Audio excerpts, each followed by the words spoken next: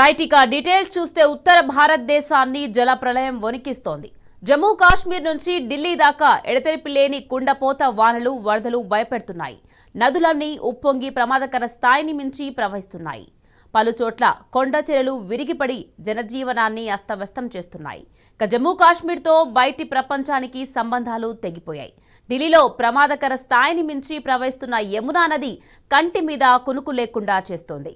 వర్షాలు వరదల కారణంగా జమ్మూ కాశ్మీర్, పంజాబ్, హర్యానా, ఢిల్లీ, హిమాచల్ ప్రదేశ్లలో విద్యా సంస్థలు మూతపడ్డాయి.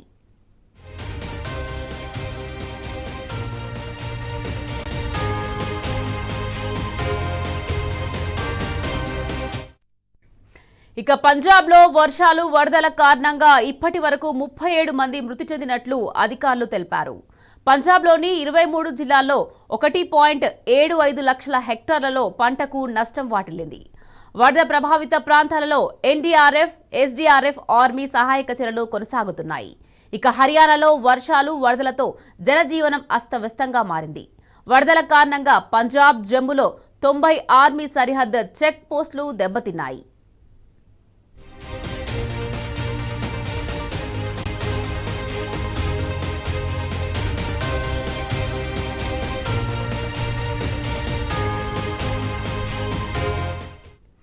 ఇక హిమాచల్ ప్రదేశ్, ఉత్తరాఖండ్ రాష్ట్రాల్లో వర్షాలకు కొండ చర్యలు విరిగి పడుతున్నాయి.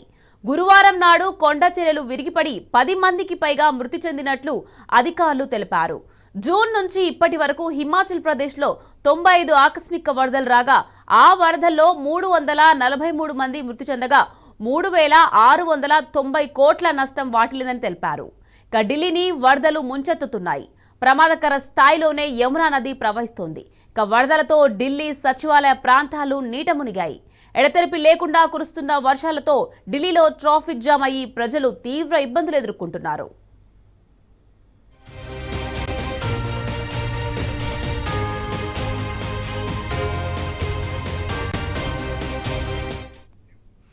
బీహార్, ఉత్తరప్రదేశ్, ఢిల్లీ, జమ్మూ కాశ్మీర్, ఒడిశాలో 24 నదులు ప్రమాదకరంగా ప్రవహిస్తున్నాయని కేంద్ర జల సంఘం వెల్లడించింది.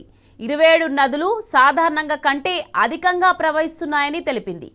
దేశవ్యాప్తంగా 50 డ్యాములకు వరద హెచ్చరికలు పంపామని వివరించింది.